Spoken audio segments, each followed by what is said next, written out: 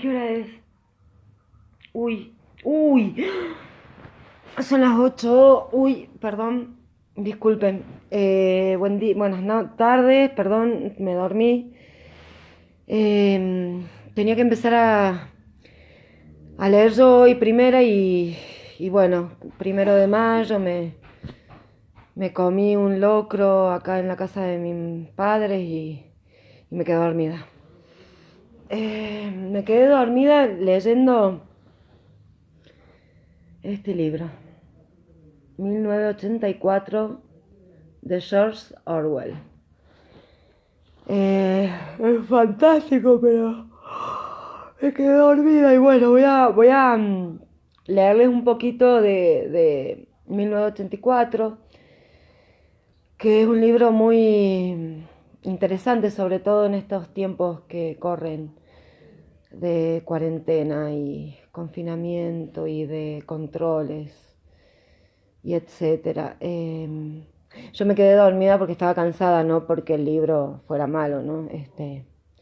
Simplemente que había leído y bueno, me quedé dormida. Bienvenidos y bienvenides de nuevo a Leernos para Abrazarnos. Así que bueno, esta es la primera lectura. Hemos acortado los tiempos, así es un poquito más dinámico todo. Ya me desperté, así que les voy a leer. Voy a acomodar un poquito esto para poder leer. Disculpen la pinta, me quedé dormida, lo siento. Ahí va. Bien, les voy a leer el capítulo de 1984 de de George Orwell, el capítulo 6, que dice así. Winslow despertó muy emocionado. Le dijo a Julia: he soñado que... Y se detuvo porque no podía explicarlo. Era excesivamente complicado.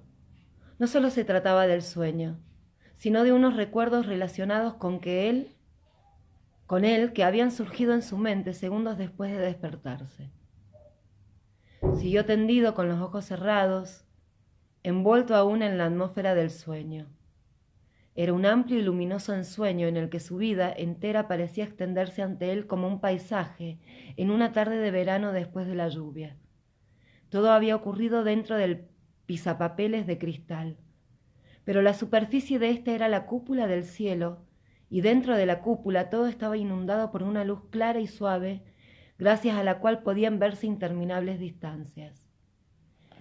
El ensueño había partido de un gesto hecho por su madre con el brazo y vuelto a hacer 30 años más tarde por la mujer judía del noticiario cinematográfico cuando trataba de proteger a su niño de las balas antes de que los autogiros le destrozaran a ambos. ¿Sabes?, dijo Winston. Hasta ahora mismo he creído que había asesinado a mi madre. ¿Por qué la asesinaste?, le preguntó Julia medio dormida. No la asesiné, físicamente no. En el ensueño había recordado su última visión de la madre, y pocos instantes después de despertar le había vuelto el racimo de pequeños acontecimientos que rodearon aquel hecho. Sin duda, había estado reprimiendo deliberadamente aquel recuerdo durante muchos años. No estaba seguro de la fecha, pero debió de ser hacía menos de 10 años, a lo más 12. Su padre había desaparecido poco antes. No podía recordar cuánto tiempo antes, pero sí las revueltas circunstancias de aquella época. El pánico periódico causado por las incursiones aéreas y las carreras para refugiarse en las estaciones del metro, los montones de escombros, las consignas que aparecían por las esquinas en llamativos carteles, las pandillas de jóvenes con camisas del mismo color, las enormes colas en las panaderías, el interminente crepitar de las ametralladoras a lo lejos y, sobre todo, el hecho de que nunca había bastante comida. Recordaba las largas tardes pasadas como otros chicos rebuscando en las latas de basura y en los montones de desperdicios, encontrando a veces hojas de verdura, montaduras de patata e incluso, con mucha suerte, mendrugos de pan duros como piedra, que los niños sacaban cuidadosamente de entre la ceniza, y también la paciente espera de los camiones que llevaban pienso para el ganado y que pocas veces dejaban caer al saltar en un bache bellotas o avena. Cuando su padre desapareció, su madre no se mostró sorprendida ni demasiado apenada, pero se operó en ella un súbito cambio. Parecía haber perdido por completo los ánimos. Era evidente, incluso para un niño como Winston, que la mujer que esperaba algo que ella sabía con toda seguridad que ocurriría.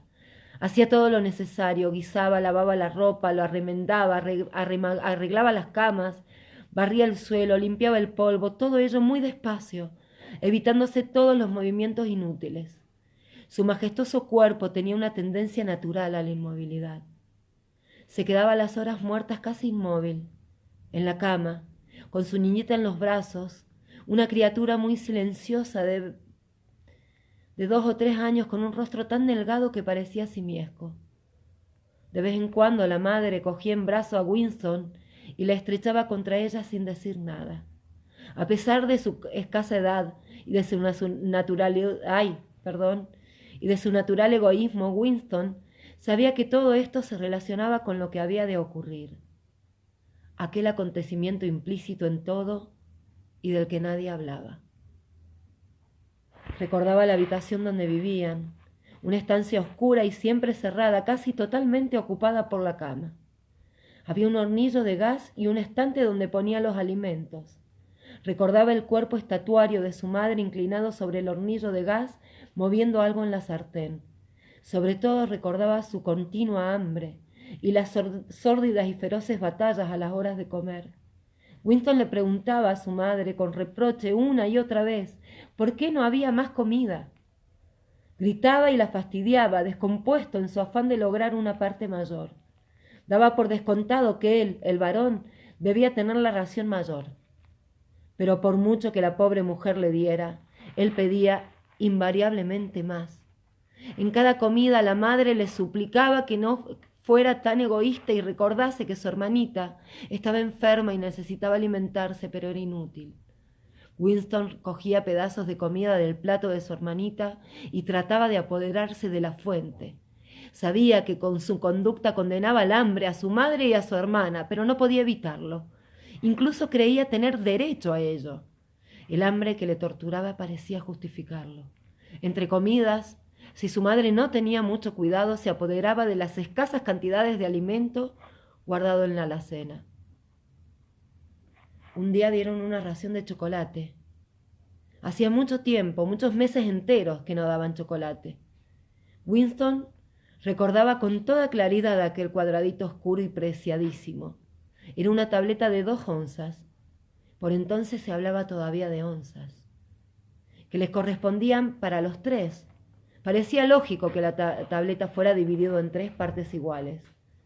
De pronto, en el ensueño, como si estuviera escuchando a otra persona, Winston se oyó gritar exigiendo que le dieran todo el chocolate.